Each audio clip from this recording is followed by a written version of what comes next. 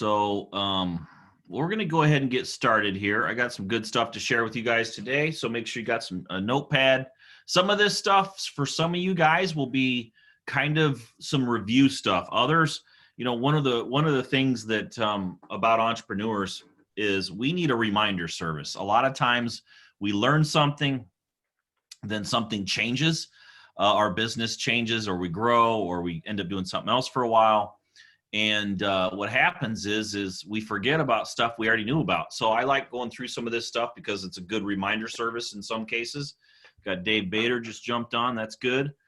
So I want to go through this stuff, and I want you guys to stop me if you want to ask any questions. We'll ask some stuff at the end. We'll have question time then.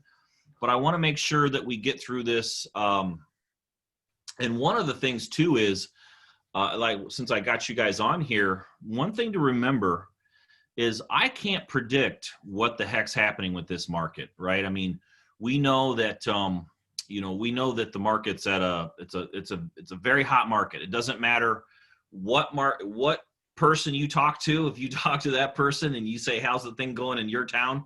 I always get the same response. Well, Matt, in my area, it's unique. It's really hot. It's very competitive. And I don't want to take that away from anybody, but I also want to remind everybody, like, that's every market. Like, that's just everywhere right now. It's competitive out there. And I want to remind you guys of a story. So, I started investing in 2005. Now, some of you youngins, 2005 was a long time ago, and you weren't doing real estate back then. And so for me, that was when I got into real estate in 2005. That was the only real estate I had ever done. I'd never even bought a house for myself before. So when I didn't know in 2005, I didn't know it was the hottest real estate market since the beginning of time. Even now, even as competitive as it is now, it wasn't as competitive as it was in 2005. And I remember it being 2005, and I remember doing deals. I'm a brand new investor. I'm hustling. I'm working it, but I'm doing deals. And I remember everybody's complaining about it being so competitive, and I'm over here brand new, hustling, grinding, and I'm doing deals. And so I want you guys to understand, it's competitive right now. It's a tough market. There's, you talk to a seller's like, "I got multiple offers." Seller's like, "I want more than asking price. I want more than retail price, even though it needs work." Seller, "I got 15 postcards in here." The sellers, they get the vibe. They know it's a competitive market, and they know they are at an advantage. Most of them do. So guess what? Here's the thing. You guys can, and I know I'm just speaking to the choir here in this group, because I know you guys aren't thinking this way, but I just want to remind you guys that you are working a muscle right now that you don't even realize you're working, okay? I posted a video, I think it was 2 days ago, on my Instagram. If you guys aren't following me on Instagram, you should. I'm always trying to share as much stuff as I can. But I posted this video of the Karate Kid, the original Karate Kid movie. Did anybody see that on my story on Instagram? I showed the Karate Kid movie where Daniel-san he just got done waxing the cars. He just got done painting the house. He just got done, painting the fence. He just got done, sanding the floor, sanding the deck. And he's beat. He's been working 4 days straight. He hasn't learned any karate in his mind. And he's beat. He can't move his right arm. It's all busted up and hurt from so many repetitions of working from sun up through dark at night. And all he's done is just all this work, and he doesn't think he's learned any karate. And there's this one pivotal scene in the movie. It's my favorite scene of the movie. It hit me, and I searched for it on YouTube, and I put it on my Instagram. But it's a scene where he's ready to quit. He's throwing in the towel. He's not learning karate. He's out. He tells Miyagi he's done, and Miyagi gets him back there, and he says, "Hey, show me sand the floor." And Daniel-san doesn't know what he's talking about, so he leans down to go sand the floor. Like, no, get up here. Show me sand the floor standing up. And then there's that pivotal scene when Miyagi throws like 14 punches at Daniel-san, and he naturally, instinctually blocks every single punch. And that at that moment in time, Danielson realized, whoa, I was learning karate the whole time and I didn't even realize it. And so I tell you guys that story because in 2005, I was just busy. I was working it. I was doing deals. I was closing houses. I'm brand new. I'm out working everybody. I don't know what the heck I'm doing. Half the stuff I'm trying doesn't work. I don't care. I'm working it as hard as I can. I'm working weekends. I'm working nights. I had a routine. I work 60 hours a day or 60 hours a week at my job. I had a routine. As soon as I get home, I don't like I'm like a caffeine person. If I drink caffeine after noon, I don't sleep at night. I got home. My routine was this. I get home at 5 o'clock. I make myself a full pot of coffee and I drink the entire pot because I know if I do that, I won't get tired enough till past midnight. Then I can stay up and work, and I would work until midnight until finally I just get exhausted. I'd fall asleep. I'd get up at 4 or 5 o'clock in the morning, and I'd be the first one to work at a job, not my company. I did this for 3 years. And guess what? I prepared myself. I was doing deals. It was competitive. It was crazy. Cash didn't mean anything back then. You didn't have to have cash to buy a house. You go to a bank and you say, I make $1 million. They don't even do a credit check. They give you the money. That's how competitive it was back then. And guess what? I did that for 3 years. And in 2008, the opportunity of a lifetime hit. In November 7th, 2008, I called my boss. I said, I'm never coming back. I'm doing real estate full time. I had done about 30 deals or so in the last 3 years. Prior to that, 30, 35, something in that range. And guess what? It got real easy in 2008. It was a layup. It was easy. The market crashed. It was the worst financial crisis since the Great Depression. And all that weightlifting I did, as an analogy, I was working hard. I was working hard. I was building this muscle in here, learning how to do real estate in the toughest environment since the beginning of time in real estate. And I prepared myself. 2008 showed up. I was given a gift. I left my job. And in the next 5 years, my portfolio went from 30 houses to 450 houses. And I had millions in the bank in cash. And I did that because I worked it hard in a time when everybody else said, it's tough. It's hard right now. Sellers won't take my offer. People are paying too much. Wholesalers are paying too much. Seller wants more than it's worth. And I just worked it. And that gave me the strength and knowledge to when the market crashed, I took advantage and made enough money that I still getting paid from those deals.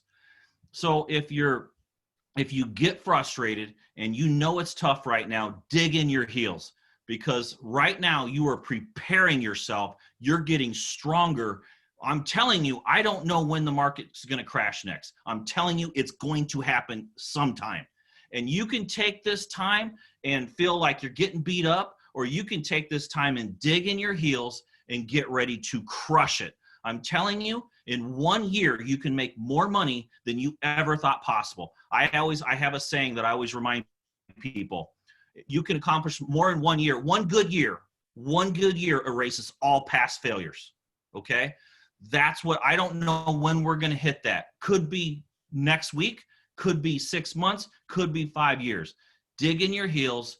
Enjoy the battle that you're going through right now. Enjoy that battle and get ready to take advantage of the greatest opportunity probably we'll ever see. Every good run up in real estate is always has a fall afterwards. So power through it and make it happen. Get up every day, play. I had this, we talk about Karate Kid. I love that movie. I had this routine. Two songs I would only ever listen to pump me up. One was the main song in the Karate Kid called You're the Best. I literally played that over and over and over again. I had a cassette tape. That was what I had to play it in. This is a long time ago. And the Eye of the Tiger. I listened to those two songs all the time, and it got me pumped. So if you need to do that when you wake up in the morning to get you excited, do whatever you got to do. but enjoy the battle. A good sailor's never made on calm seas. Take this time where it's tough and get tougher and watch what happens when it gets easier. 2008 was a joke. People were going bankrupt, and my marketing worked so good because I had so many leads coming in, because I had to get really, really good at marketing in 2005, 6, and 7, and your marketing barely would work back then. Your response rates were terrible. Your marketing barely worked. Everybody was buying houses, but that same effort in 2008 was a joke. I had more leads than I could handle. I was turning people away, buying houses at 10 cents on the dollar, 20 cents on the dollar. It was amazing. So that's what's happening right now. That's the opportunity. One good year can erase all past failures, and it's coming. So be ready. So I wanted to start with that, and let's jump in. Okay. So how to wholesale like a pro. First of all, marketing. If you want to be a full-time wholesaler and make real money, people always ask me, how much money can you make in wholesaling? Now, I'll never talk about money in any paid ads I'm doing, any promotions I'm doing. You won't see me really talk about it even in email marketing, but I'm on a small group right now, and I'll just tell you, making $100 grand a year in wholesaling is a joke. That is one deal a month, making $8,000. That's easy. That is easy to do. So you got to figure out how much money you want to make and back that into how many deals you need to do. Here's where people mess it up. They mess it up because they try to make too much money. They watch too much internet. They see people on Instagram flashing $20,000, $50,000 checks. I'm telling you, you're only seeing a highlight reel. Yes, you can make those checks. I made $164,000 this year on one wholesale deal. I made lots and lots of six-figure wholesales, but you want to know what my average one is? My average one's like $4,000 to $7,000. Last week I did 2 wholesale deals. One paid 4, one paid 7. This week so far I've done one, paid $7,500. That's it. It's not super exciting, but guess what? You stack a bunch of those up, and all of a sudden you got real money coming in. So don't get greedy and get a house and mark up the price too high where it doesn't sell. Get the thing sold, especially if you've never done a deal. If you're brand new and you're starting and you've only done 1 or 2 deals or not any deals, you've got to make the deal so enticing that people are literally punching, like throwing punches at each other to get your deal. Like, that's how cheap it needs to be. You got to make it super cheap, and people will fight over that deal. So if you try to make $20,000 or $50,000 on these wholesale deals, it's not going to happen. Yes, you will hit some of those home runs, but you've got to get some momentum first. So make sure you're not passing up on deals. Man, I tell you, I see investors all the time stepping over deals that I'd make $3 or $4 grand on, sending an email or a text message. Are you kidding me? That's a joke, being able to send a text message or an email and make $4,000. I mean, I have a very, very high net worth and income, and I still will do those deals. Now, I have a team that does them for me now, but still, we don't pass up on that stuff. That's real money. You throw, $30,000, $40,000, $4,000 wholesale deals in the course of a year, you got some serious cash coming in. So don't pass up on those. You'll get volume too. And I'm telling you, there's power in momentum. Okay, so let's talk about these leads. So we need to, there's 2 ways to do marketing. I know, I get it. People are brand new. They don't have a lot of money to spend on marketing. I get that. Guess what? You can still do marketing and not spend a lot of money. But I'm going to jump into the paid marketing first, because this is the level you guys need to get to. Paid marketing is going to generate consistency in your business. You're always going to have leads. It just never happens with my company where we send out marketing and we don't get anything back. It just never happens. Okay. So I love direct mail, and I'm telling you, direct mail is making a comeback right now. I see it working better and better. If you're not doing direct mail, you're missing the beat. You're missing deals.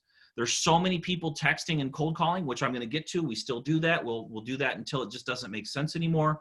But there's so many people that stopped doing direct mail because texting is sexier. Like, why would I hear so many people, postcards, that's 1980 stuff. We don't do postcards. We do texting. And I tell you, I'm crushing these people. because I'm doing direct mail and it works, right? What happens to a text message after about an hour? It's 14 things down and somebody forgets about it. What happens to a postcard when somebody gets it and they're thinking, you know, I might sell someday. Psh, I'll put that up on my fridge.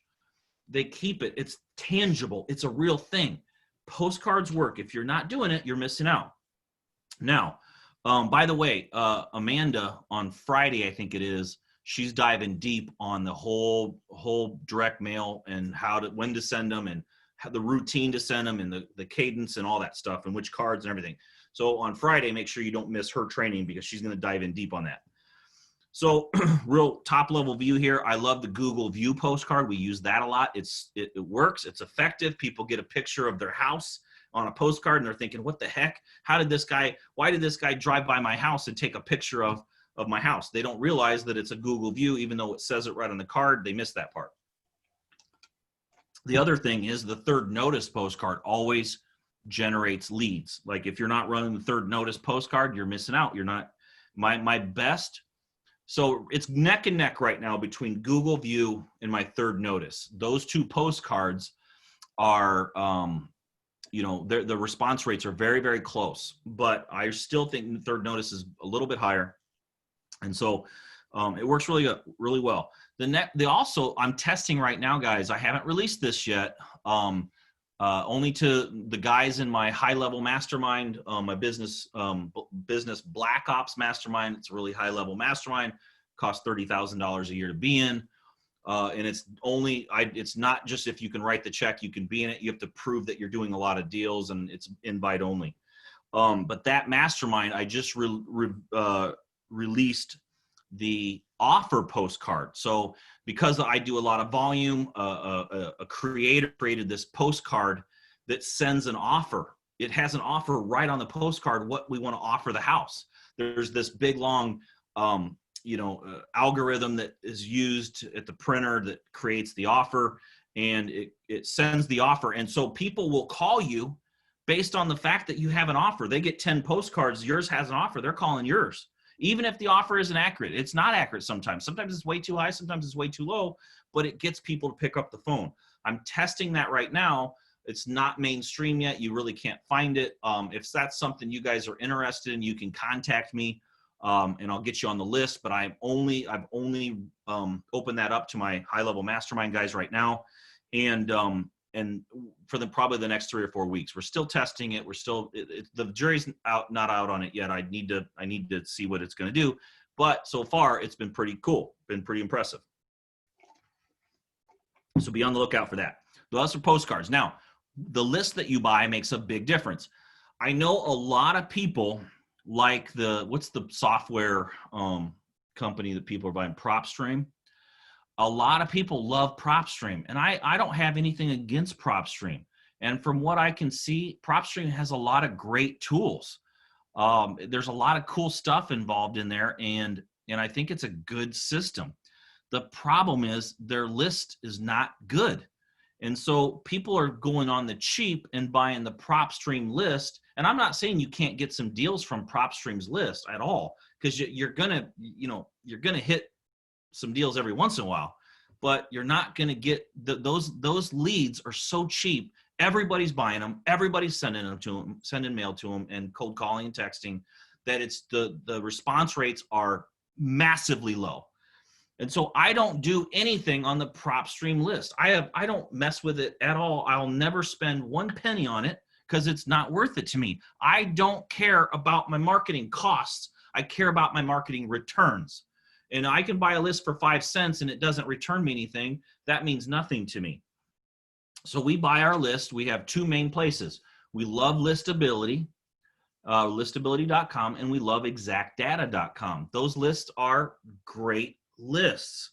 And so when I mail my third notice postcard with the Listability high equity list, I get responses and I get deals. One thing you don't want to go, if you're going to spend money on marketing, do it right.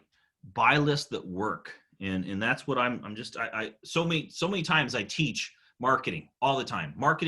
I never stop marketing in my company. That's the last expense you would ever skimp on. And it's frustrating because I teach so much about it and I tell everybody where to go to get their lists and everything.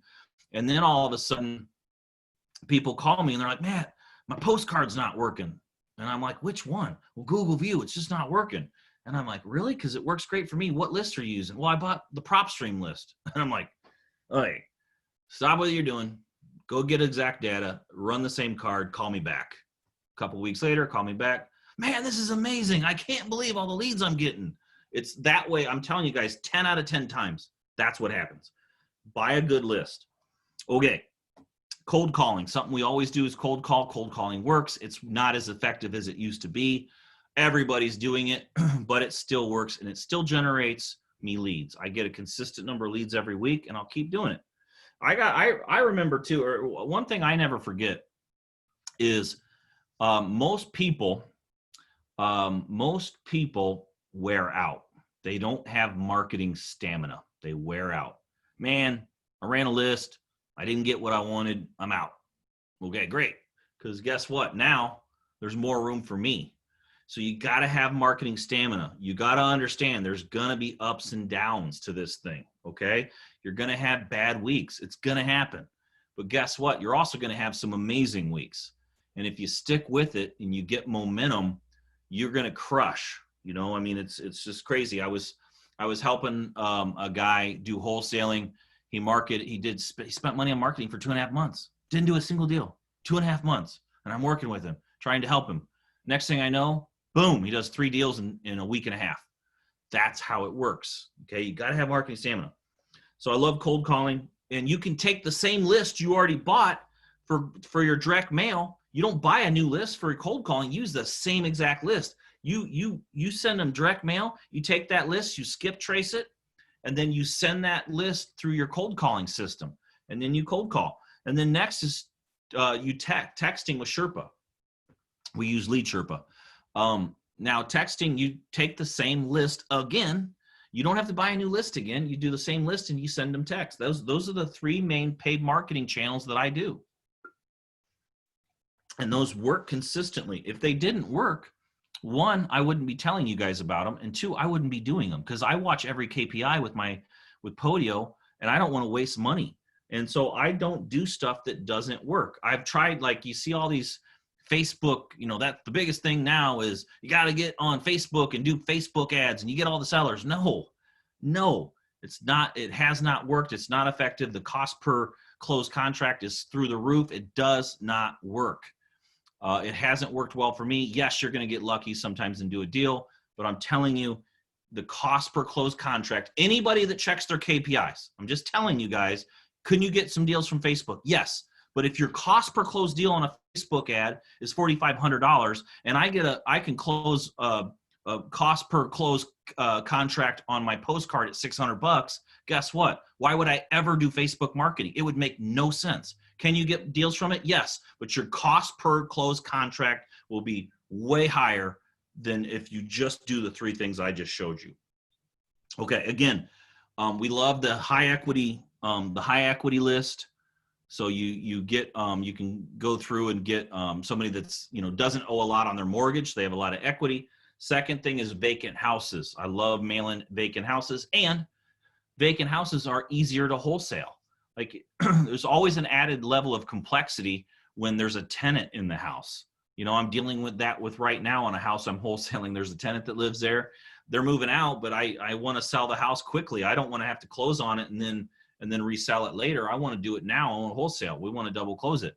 So I got to work through the tenant situation, and it's always a little trickier, always adds a little complexity, but we still do it. Just adds more complexity. But I like easy.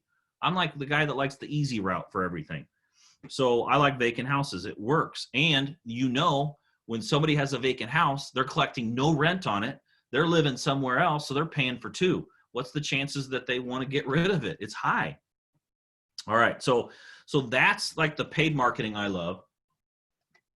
We never stop doing any of that. Now, once you have those leads, I can't emphasize this stat enough. 75% of the houses that you get leads on, you will not close first time out. You send the marketing, lead comes in, you answer the phone.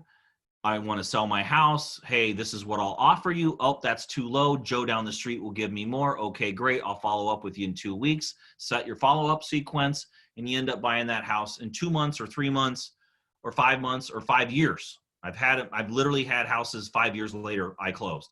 Guess what? I paid for the marketing once. I just followed up and I bought the house. Now there's a lot of really bad wholesalers out there that don't know what they're doing. They're not trained well like you guys are, and they're offering too much on the house. Then they're trying to make 50 grand on top of that, and they can't wholesale it. It goes out of contract. Now you got a seller that's all bent out of shape, and they hate wholesalers now. But eventually their motivation level becomes greater than the fact that they hate wholesalers. And if you do follow-ups, you will get those deals. So you lost out on it now because Joe down the street will pay more. But guess what? In 3 months, the guy, you get the deal and you can wholesale it, but it takes follow-up. Now, how do you do follow-up? Well, it's tough to do without a CRM. I love Podio. We sell our Podio Powerhouse, and it does the follow-up sequences automatically. But if you don't have some kind of CRM or unless you're a master at some kind of spreadsheet system, it's tough to go after, old leads. Like, it's really hard. So the CRMs are amazing for that. It makes it super simple, super easy. I love getting wholesale. Like we get a lot of we buy a lot of houses from other wholesalers, and the wholesaler will send us a lead. And I don't do this a lot anymore, but because I'm not really involved that much on the real estate side of things, because my team runs everything. I work about 5 hours a week in my real estate company right now, but my team will get a lead. What I used to do is a wholesaler would send me a deal, and I'd jump right in the Podio system and see if we ever looked at that house before. And if we had, I could pull up all my pictures from the house. I could pull up the conversations between us and the seller. I could see what we offered on it. I could see what the seller countered. And I'm equipped with some serious information.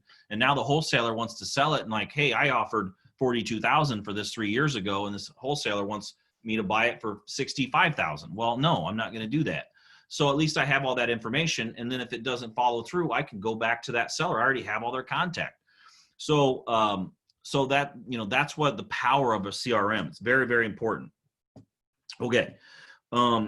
Next. So the free stuff, the free marketing. You should always be doing free marketing. One, I just mentioned it, wholesalers. For some reason, people, and I've actually heard like these big gurus tell people, I see these, I can spot somebody faking it a mile away because I know what works. And so when I see gurus talk BS, I know that they're not actually doing any deals. But I saw a guru say, oh man, you can't do any deals with a wholesaler because if you could, what do they need you for? Like, they'll find a different buyer. That is so false. So we do a lot of deals with wholesalers, and I get a deal wholesaled to me and I turn around and wholesale it to somebody else sometimes. You can do back-to-back closings. I think the most I've ever done was 3 or 4 in a row. And I've gotten deals wholesaled to me when I've got multiple contracts I'm dealing with on assignment deals. So you can do deals, and those are free marketing. So another wholesaler spent his money on the marketing, spent his time going and talking to the seller, spent his time negotiating the deal, spent his time getting it under contract. Sometimes they spend their own money on earnest money because they don't know what they're doing. And then they turn around and wholesale it to you. You can pick it up and you don't have to do any of that. And you can find a buyer to buy it from you. And so we do those deals. And there's a lot of amateur wholesalers right now that are picking up they get lucky. They get lucky, probably like I did in the beginning because I was working it. And they get a deal under contract. If you're the guy contacting or gal contacting them and they know to call you as soon as they get a deal, then you're going to get the first look on that. One of the things that I never passed, this is what I did in the beginning. I never passed a We Buy Houses sign without stopping and calling that number. Okay. Didn't matter how busy I was. Didn't matter if it was in oncoming traffic. Didn't matter if I was already late for an appointment. Didn't matter what the situation. I'd pull back around and I'd call that phone number on the We Buy Houses. And I always had the same conversation. Hey man, saw that you buy houses. You probably have houses that you're selling. What do you have for sale right now? Oh man, I got a house at 123 Main Street. Okay, great. What's your price on? Let me check it out. Or they say, I don't have anything right now, but I'm working on some stuff. That's the one you hear the most. And I say, hey man, guess what? It's your lucky day. I literally would tell this people, and I'm telling you, I would tell this to people my first year in real estate. I'd say, hey man, this is your lucky day. I'm your guy. You get a deal under contract, you call me. I'll get that thing closed for you. And I got all the leads. I called every bandit sign. If I didn't recognize the number, I called it. And if I did recognize the number, I called them again. Hey man, talked to you a couple weeks ago, saw your sign again. Haven't seen any deals from you. What do you got working? Hey man, I got a deal I'm working on right now. I don't have it under contract, but I'm working on this, this, and this. Okay, give me the numbers. Hey man, that might work. When you get that thing under contract, send it over to me. Maybe I can buy it from you. So those conversations are building relationships for one, and two, you're funneling all the traffic to you. I'm telling you, I did hundreds of deals from wholesalers my first 3-4 years in the business, hundreds of deals that they come to me and I turn around and wholesale them back. First time I ever tried it, I made $39,000. Wholesaler, brand new wholesaler, gets a house under contract, has no clue as to what he's doing, puts $500 down earnest money. He assigns the contract to me. That means I get his earnest money. He assigns it to me, and then I double closed it to another buyer for the real price it should be, and I made $39,000. That's a great lead. I had nothing invested. I didn't have any time invested. I didn't have any money invested. He didn't get paid until he closed, and he only got $4,500. I gave him $5,000, but he only got $4,500 because the earnest money came to me. And now I just wholesaled it to somebody else and double closed it in $39,000, and he doesn't even know. He could go back after the transaction closed and find out how much I made, but otherwise he doesn't even know. It's not assignment of contract on my side. So those deals are out there. But you have to get those wholesalers and get a lot of them. And if you can't find any, guess what? Start a group where you do get some. Start a group on Facebook for your town and wholesale, investors. We buy houses. If there's already a group, create another one. Have some, but get people in that group and then educate them. Teach them how to go find deals. Teach them driving for dollars. You guys can create your own army of wholesalers. That's what I did. At some point, I got, as the story goes, it's kind of funny. This one wholesaler sold me a ton of houses. And every time he sold me one, I wholesaled it to somebody else and I made money. I mean, I was clipping off $5,000 and $10,000 and $20,000 clips because he was really good at negotiating, really bad at finding buyers.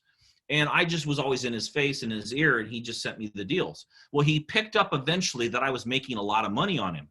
And he got greedy and thought, okay, I'm just going to raise my price. So every time I would go to buy a house, after I did over 100 of these with him, every time I'd go to buy a house from him, he would give me this really high price that mathematically it would not make sense anymore. And I was just like, hey man, the price is too high. I'll give you this. I bought 100 houses from you. I put you on the map in the real estate world. Here's what the price. Nope, I'll get more. So what did I do? I started teaching everybody I knew. I went to a real estate investment club and I taught everybody I knew how to wholesale properties. And I mean, I would pack the place. People would be in the hallways and I'm teaching people how to find houses and how to negotiate. And here's the contracts to use. And I would get I created these army of wholesalers all going out, hitting all these people, running bandit signs. In my area, after I started doing this, bandit signs were on every corner by 10. And all of a sudden, I'm getting every one of these deals because I educated them. They're sending me these deals. And the guy that got greedy and raised his price on me, he ended up getting squeezed out. He went out. He literally stopped doing real estate within a couple of years. And so you can create those army of wholesalers for you and get deals. That costs nothing. That's just your time. Teach people how to find real estate deals and then get them to send them to you. Working with wholesalers is key. All right. So other ways you can find deals. Well, there's always Craigslist. You can put ads on Craigslist that we buy houses, cost nothing to do, and you will get leads. And you can also call on for sale by owner ads, people that are selling their house. Now, Craigslist was one of those things that was really like a little secret little place to get deals way back when. And then it got so popular that everybody was hitting up Craigslist to get their deals, and it got hard to get a deal. Well, then Facebook Marketplace came out, and then everybody swarmed over to Facebook Marketplace. And now Craigslist is a place where you can actually get some deals now and then. But you got to be consistent with it. You got to check every single day. The early bird gets the worm when it comes to a Craigslist ad. If you're the first one that calls an ad, when somebody posts a cheap house for sale and you get there first and get it under contract, you get it. And it happens. We still get those. But you got to be consistent. You got to make it part of your daily routine. Or like we do it, we just put it on a virtual assistant and have them do it. So, but that's something, place you can get deals. The other thing is Zillow. You can buy for sale by owner houses on Zillow. And again, you've got to be the first one that makes the offer. And as soon as it gets listed, you got to be there first. Those cost nothing.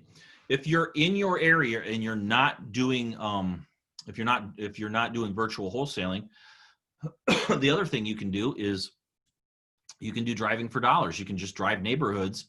Every time you go somewhere, drive somewhere neat, go the long way, drive through neighborhoods and see what you can find. See those little for rent signs, call them up. Instead of saying, hey, I see your house for rent, I want to rent it. Instead of that, you say, hey, I see your house is for rent, but I got a question for you. Would you consider selling it? And see if you've got somebody that'll sell it. A lot of times you'll get landlords that are like, man, I just had a tenant destroy the place, or they didn't pay rent for 6 months and I don't want to be in the business anymore. Yeah, I'd consider selling it. The other thing is you'll see the little for sale by owner signs. Those are gold. If you call enough of those, you will get deals. And so that's something that's basically free other than gas, and gas is cheap right now. And then those are the ways, and you can do MLS, but guys, I'm telling you, MLS is tough right now. There's very, very competitive. And to be honest with you and be transparent, you guys, I stopped making MLS offers about 6 weeks ago. I'm going to let it cool down on those. I get enough leads from my paid marketing and my free marketing. I would rather deal with off-market deals. So we're not even making MLS offers. But if you can get a few of them accepted. Now, as soon as the winter hits and things cool off a little bit, we'll jump back into it. But right now, during July and August, September, it's just too competitive and not worth my time more than anything. Of course, we would get deals if we did it hard enough, but I want my resources going on places that I'll be more productive. So then, so here's the next thing, you guys. Here's where the next thing I see people messing up is you got to be able to sort the lead. So you've done all this marketing. You got your postcards running. You got cold calling. You got texting. You got Zillow. You got wholesalers sending deals. You got all this deals coming in. You do it right, you should get overwhelmed with deal flow. You should be overwhelmed. That's if you're doing it right. Now, once you get this deal flow, you got to spin through these things quickly. You got to get rid of the ones that make no sense. Don't waste your time. I see too many people in this market conditions trying to be creative and making deals work. No, don't try to make a bad deal work. It's just a waste of time. Go after the easy stuff. You're going to waste so much time over here on this deal that you got to get creative on when you got 14 other deals passing you by here on this side. So you got to be able to spin through these quick, filter them out, and get rid of the ones that don't make sense. For example, if you got a house worth $100,000 and the seller's asking $95,000 and they owe $95,000, guess what? You're wasting your time. Walk away. Now, same situation, same house, different situation. Got a house worth $100,000, seller owes nothing, asking $95,000. Is that something you spend your time on? Yes. They owe nothing. You can work them down. Of course, everybody wants full price. That's normal right now. Everybody goes on Zillow. Oh, wait, this estimate on my house is $95,000. I'm going to ask $95,000. Even though my house is a disaster and needs completely remodeled, Zillow said $95,000. Guess what? It's worth that. We get that every single appointment we go on. It's normal. Your job as a real estate investor is to educate the seller and talk them down. You should bring an iPad to the appointment and have pictures of beautiful houses on the inside. You can get comps in the area of beautiful homes that sold for a really high price and you get these beautiful pictures, and the seller, you walk in the appointment and the seller says, hey, I want 95,000 because the house across the street sold for that. Mr. Seller, let me pull that house up for you. See these pictures right here? These don't look like your house in a polite way. You got to work. You got shag carpet and red walls here. We got to paint this thing out. We got to do new carpet. We got to put new siding on it. We got a new windows in it. We got to put a new roof. That costs $60,000. All the materials. This is one line that you guys should be using right now. If you bought my MMM method, you'll notice I always use the news to my advantage. And what's the one thing you hear about materials right now? Materials are through the roof, right? You got lumber 2 and 3 times the cost as it was. All these materials are scarce. COVID shut down so many manufacturing facilities. You can't get a freaking refrigerator. And so everything's more expensive. So you can tell the seller, they know this stuff if they're watching the news. You can say, Mr. Seller, I don't know if you've been watching the news, but material prices, COVID forced all these closures of these plants and manufacturing facilities. Nobody can get lumber. Nobody can get supplies. And so cost of materials is doubled. So Mr. Seller, what I used to pay for $30,000 for this rehab, I now pay $60,000. That's what's happening right now. And so because of that, I can't offer you the price that you want. I have to make money. This has to be a win-win. Mr. Seller, would you pay $130,000 for a $100,000 house? Well, no, of course not. Well, yeah, I can't do that either. I'm in business. I have to make money, and I'm trying to help you understand what it costs to rehab a house. Those are the conversations that you have to have. That's how you get the price down. Okay, so the other thing is, so you got to sort these things fast, okay? Only work on the deals that make sense. Only work on the deals that the seller can actually get the price down. If the seller can't get the price down, don't waste your time. Move on, get another deal. Sort quickly and then make the offer fast, okay? That's the other thing. I see too many people wasting time. Like they're stuck in analysis paralysis, and they get a deal. They know it's a deal. They get scared or something, and they don't make the offer for 2 days. And in that 2-day period, they just lost the deal. I was just talking to an investor the other day, 2 weeks ago. I got on the phone with him. He's like, here's the deal. I'm like, I looked it up real quick. I've never been to his area. I looked it up real quick, and I'm like, that's a $180,000 house. I can tell you right now, I'm looking at the comps, it's 180. He's like, well, I thought it was about 150. I'm like, no, it's 180. Okay, what should I offer? Go offer him 140. And it took 2 days for him to make the offer. He went to make the offer for 140. Seller said, hey, I just accepted an offer for 140 today. If he had made it 2 days before when I told him to, he'd have had a deal. He probably would have made 15 grand on the wholesale. Tight, skinny deal, but he had buyers for it. He had buyers ready to buy it. So you can't waste time on offers. Get your offers, get them accepted, put your inspection clause in there, 15 days, 14 days, and then you're safe, okay? If it doesn't check out, walk away, back out. No big deal, no harm. It happens every single day. Hell, we have people that go all the way through the escrow period, get down to closing, and their loan gets denied. Or they go out and buy a new bedroom set, and their credit score jumps up a few points, and now they're out of the bank does a credit check right before closing. Now they're no longer qualifying, the deal falls apart. That happens. That's real estate. That's just part of the deal. If you need to back out after 14 days, you haven't hurt anybody. If your seller gives you a hard time about it, say, Mr. Seller, it's the hottest market on the planet. You wanted $40,000 more for this house than I was going to offer you. Why don't you just, if it's that easy, just go sell it to somebody else? That's the conversation. Super simple. So that's part of it. You got to get that going fast. The next thing is you got to get buyers. I'm telling you guys right now, if you're not adding buyers to your buyers list every single day, you are making a mistake. There's new buyers coming on the market all the time. We are not in a position where buyers are making logical decisions, okay? In 2008, 9, 10, 11, 12, every buyer I sold to made a logical decision. Mathematically, I can buy this house for this, which creates this mortgage payment, which creates after taxes, insurance, mortgage, maintenance, vacancy. I get X cash flow. Okay, that cash flow gives me this return. Okay, yes, this is a good purchase, Matt. I will take it. That was the logical conversations I had in 2009, 10, 11, 12. In 2020, we don't have those conversations, okay? It doesn't matter. You have buyers that will pay on it. They're emotional. They're not logical. They're emotional. I got to get into real estate before it's too late. Everybody's getting into real estate. I see all these people on the internet getting rich. I got to get into real estate. I don't know how to figure the numbers. This is actually an actual conversation I had. Somebody calls me up. Hey, I want to buy a house. Okay, great. What do you want? Well, I saw you have that house on 123 Main Street. Okay, great. What kind of return are you looking for? Dead quiet on the phone. Return? What do you mean return? Well, what are you looking to make out of? I just want to buy a house, she says. That's it. Okay, no problem. Here's my price.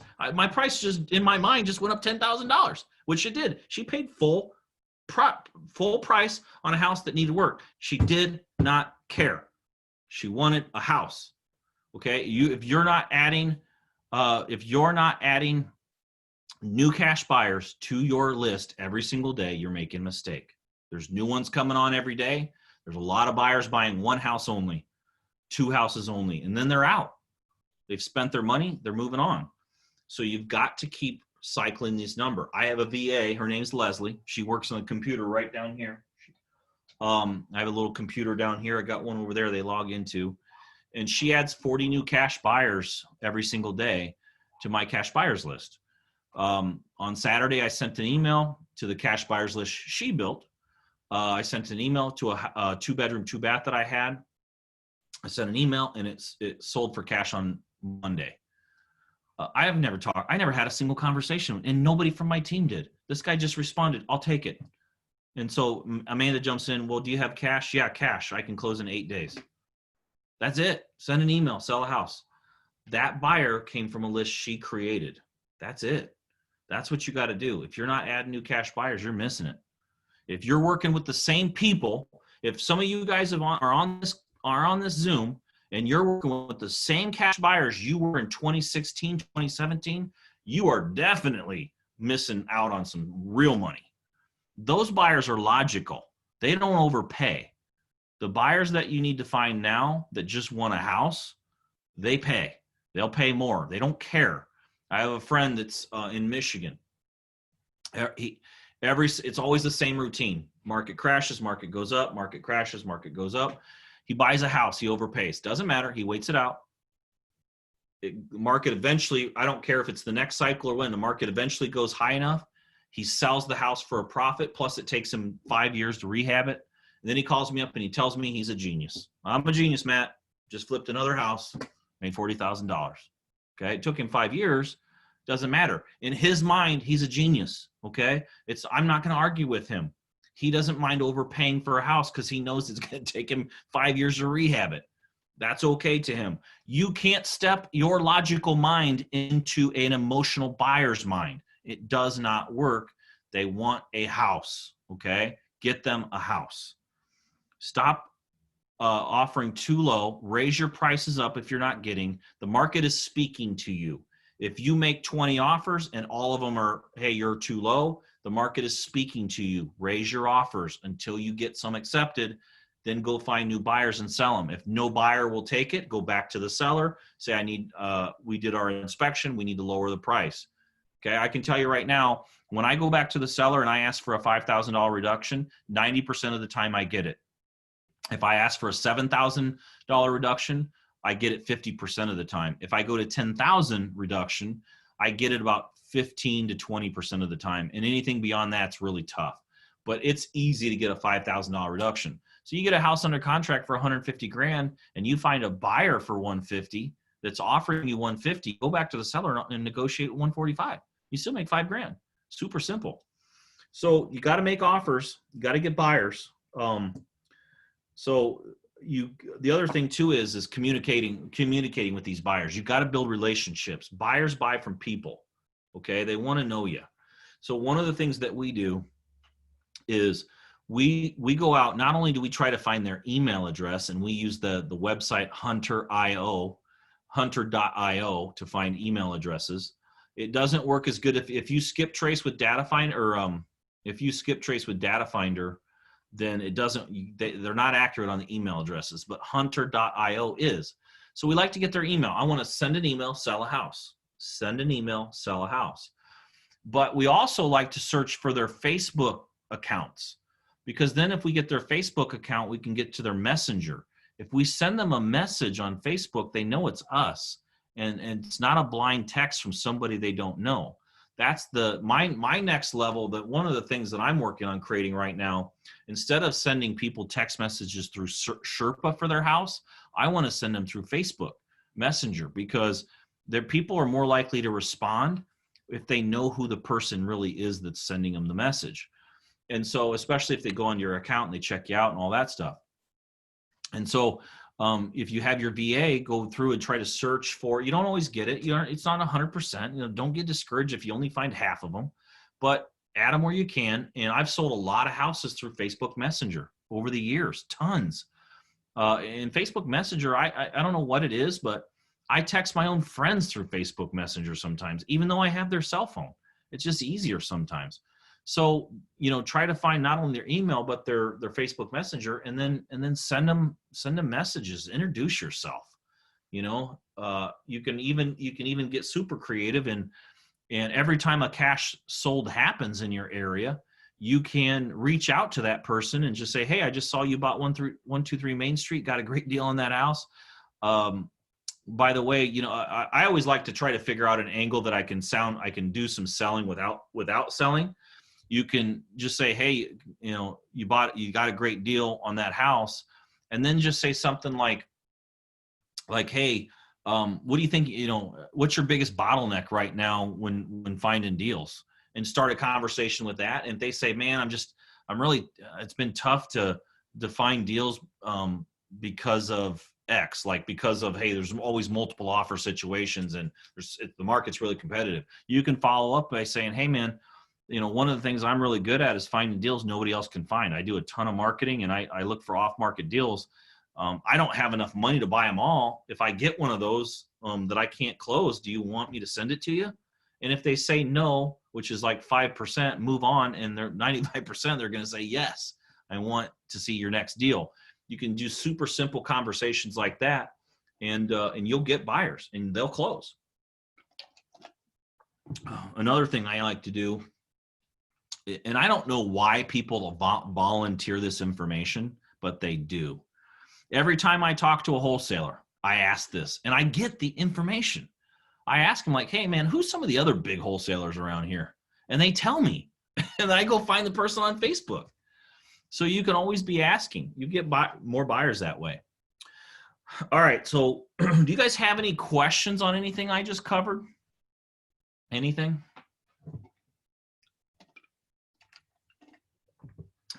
Or did I just do such an amazing job that I covered every possible angle that that you guys might have? No questions? Sai, I see you thinking over there, man. I'm not gonna look at my face. The reason why I brought that up because I started texting some. I'm trying a different area. I started texting buyers, and one of my hurdles been how to add buyers quickly. And we asked them, hey, we saw that you bought this property over here. Just seeing you looking to buy any more, but like you mentioned, I don't have that connection with them. Mm-hmm. So it's hard to get response with them, hard to read them.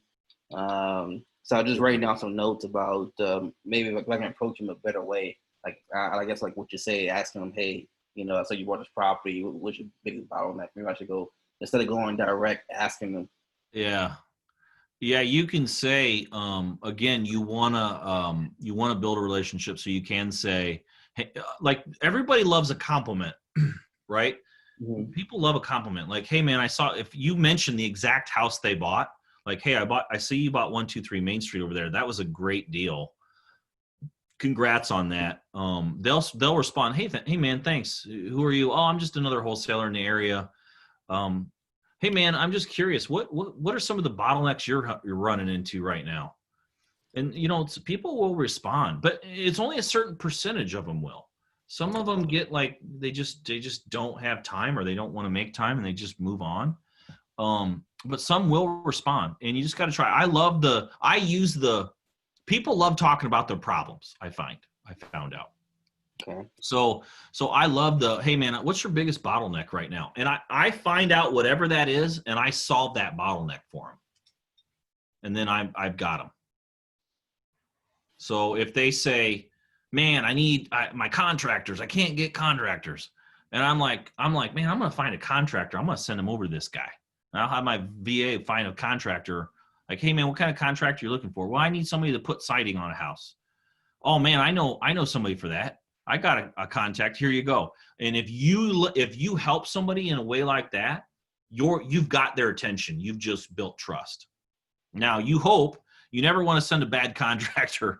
If the guy does a really bad job, you just ruined it for yourself. But you know what I mean? Like you want to help them wherever you can. If they say, man, my title company sucks, like, hey man, here's who I use. Here's a good one you should try. You always be willing to help and expect nothing in return. Like literally don't go into the conversation like, man, how can I get this guy? Like literally just go in looking to help. I find that if I'm not looking for anything out of the deal and I'm just like, man, how can I add value to this guy? I'm going to just try to help him. And I do. That's the people that I do the most business with every time. So any other questions? Anybody have anything? Was this good? Did you guys like this? Did you learn something? Was it good? Like, okay. I've got some questions. You can go ahead. Oh, okay. Who is that? Oh yeah, this is Ryan. Yeah. Oh, hey Ryan. Okay. How would you have your acquisitions manager help on the finding buyers? And in helping out with dispositions. I don't cross the line between acquisitions and dispositions.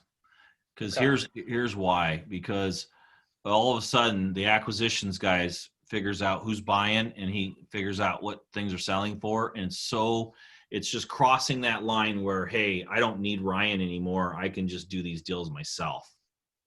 Okay, let me ask you this. We have we have a step-by-step process to figure out, what we can offer on a flip.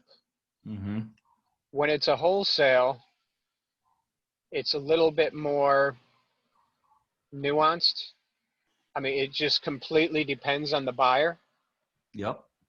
Some buyers would pay 65 for a house and others would pay 40. Yep. Exactly. I mean, I've been doing this long enough to, like, I know my market, I know my buyers. How do I?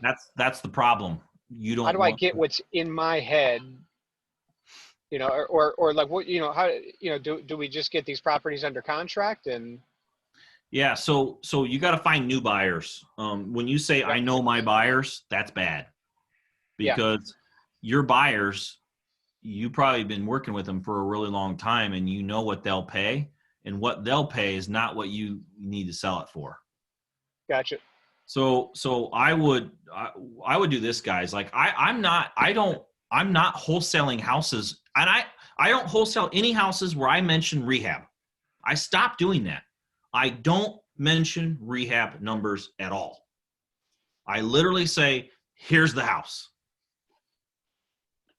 I stopped mentioning rehab because guess what? I don't know what their scope of work is. Yeah, I don't know what their scope of work is. I had a buyer on a house that would be $35,000 for me to rehab. Say, man, I can get in here. I don't do much of these houses. I'm just going to rent this thing out. I'm going to put $5,000 into this thing.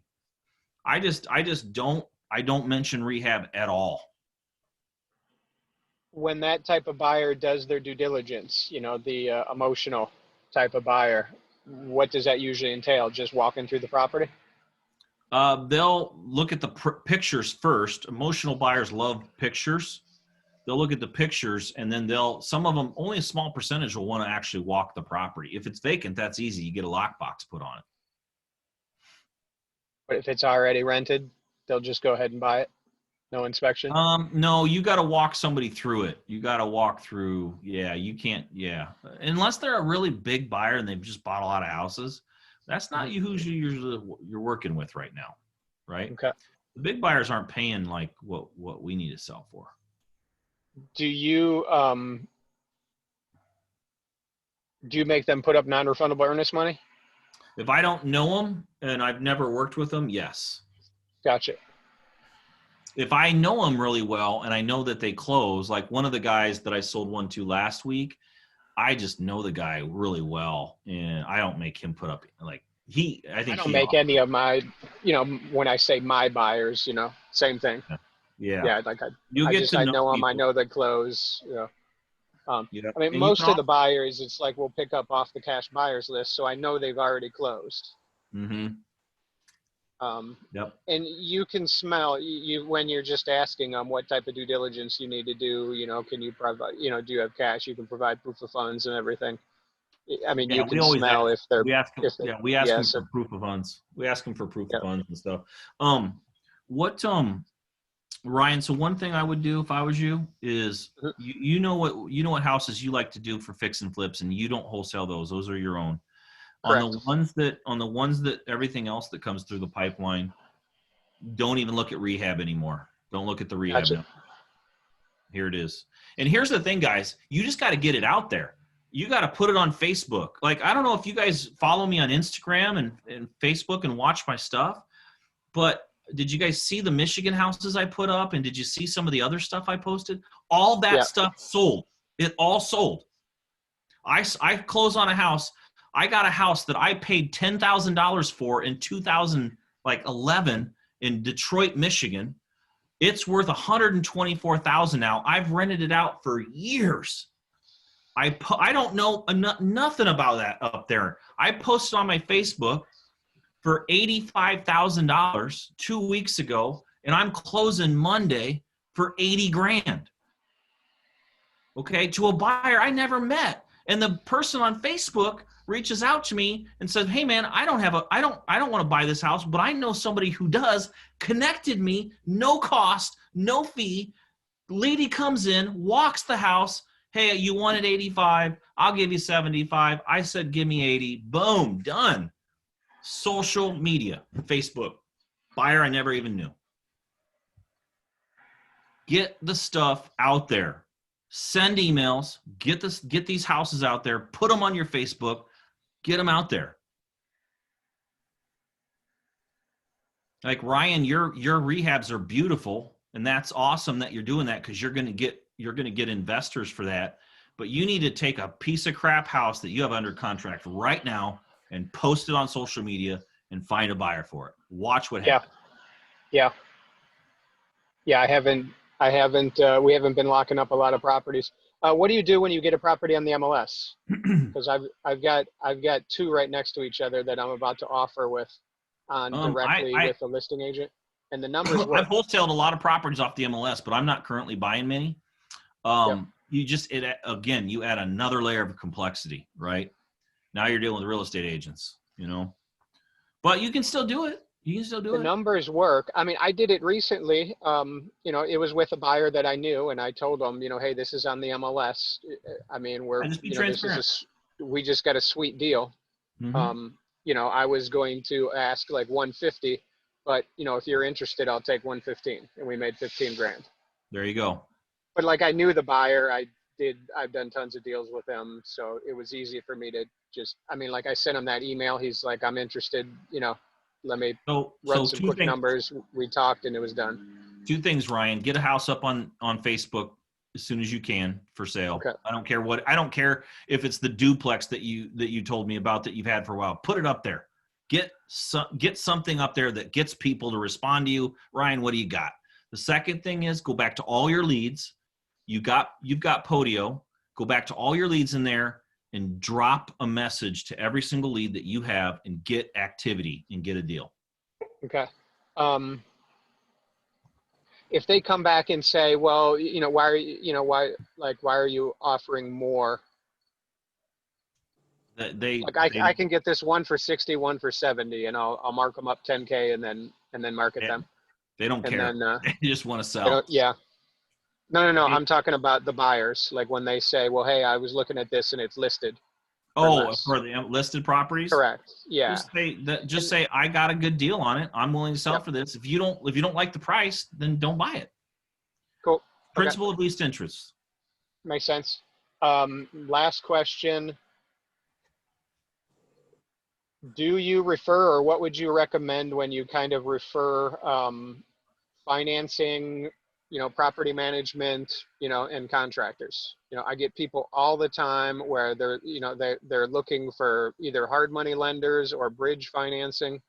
They want to do like they want to do, they've got 500K cash, but they want to use bridge financing, and they and they what want to you buy can like do, 20 deals, not 5. never refer one company. Always refer 2 or more. Okay. Because then if that one company goes bad, then they come back on you and say, hey man, it's your fault. What if, I already know these property management. I don't know a single one that I really like and am comfortable with. Just that's your conversation then. Hey, here's 3. None of them do things as good as I would do for myself. I don't offer property management, but here's 3. You interview me, make your best decision. Cool. And then contractors, how would you do that?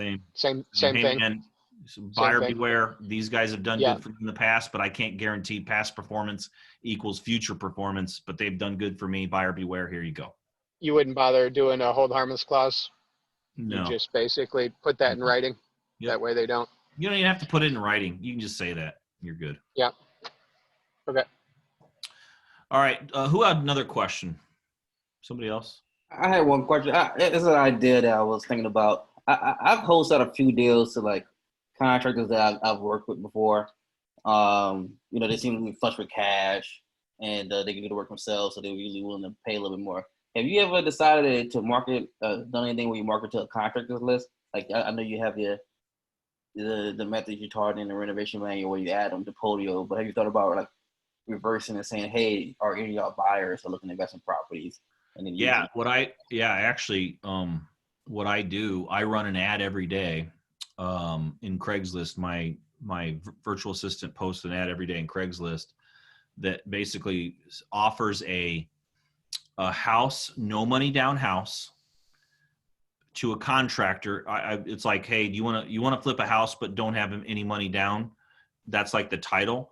And then inside, hey, if you're a contractor, you want to flip a house and you know how to do the work, but you just don't have the cash to buy it. I'll carry the financing on the house, and then basically a lease option deal.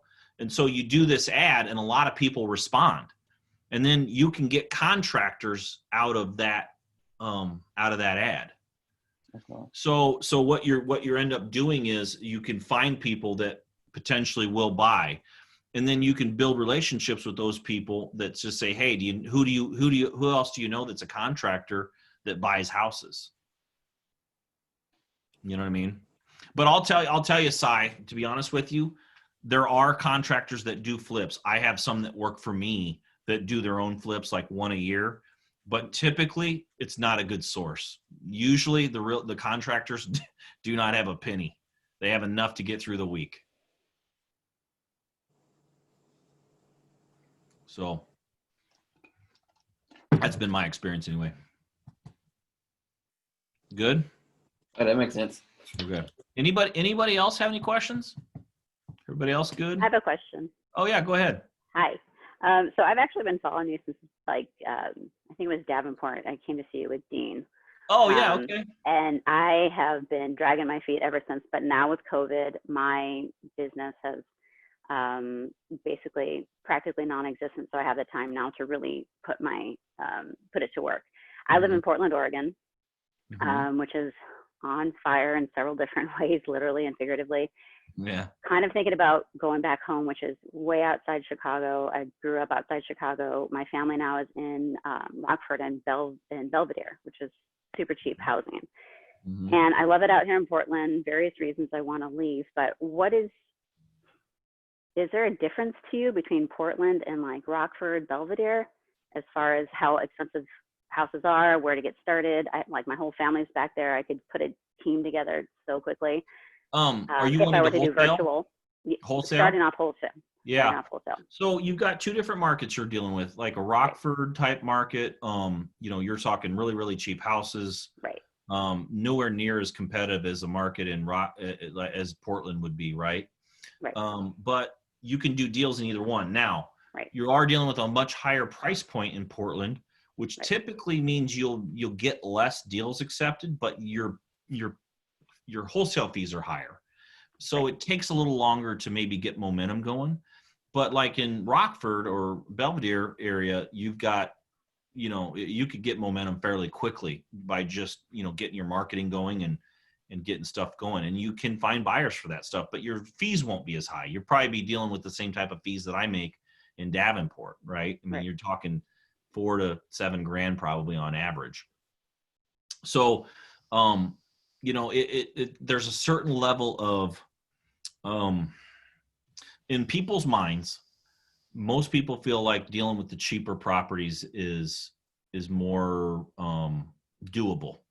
But in wholesaling, the price really doesn't matter in terms of you're not putting up any money for the house anyway. But you are dealing with a little bit different level of sophistication between the two cities as well. So I don't know. I mean, that's really your call. You have to decide if you want to move across the country and do that, or you're just going to do it from your house, right? Are you Right. saying live where you're at?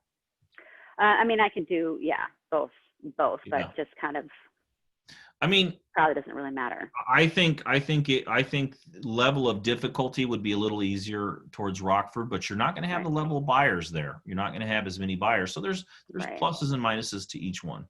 Right. Okay. But you got family there, so that kind of helps a little bit, Right. Exactly. But the thank biggest you. thing is I would just make a decision and just don't think about it for the next 3 weeks. Like make a decision and say, this is what I'm going to do. Right. And then do Right. it. Okay. All right. Thank you. Yep. Anybody else have any questions? Everybody good? All right, guys. Well, good call. I enjoyed it. I'm going to jump off and go eat some dinner. So I'll see you guys later. Amanda's got a good one Friday. Make sure you guys catch that one. All right. I'll see you guys. Appreciate it, Thanks, Matt. man. Yeah, enjoy your dinner. Thanks. Bye.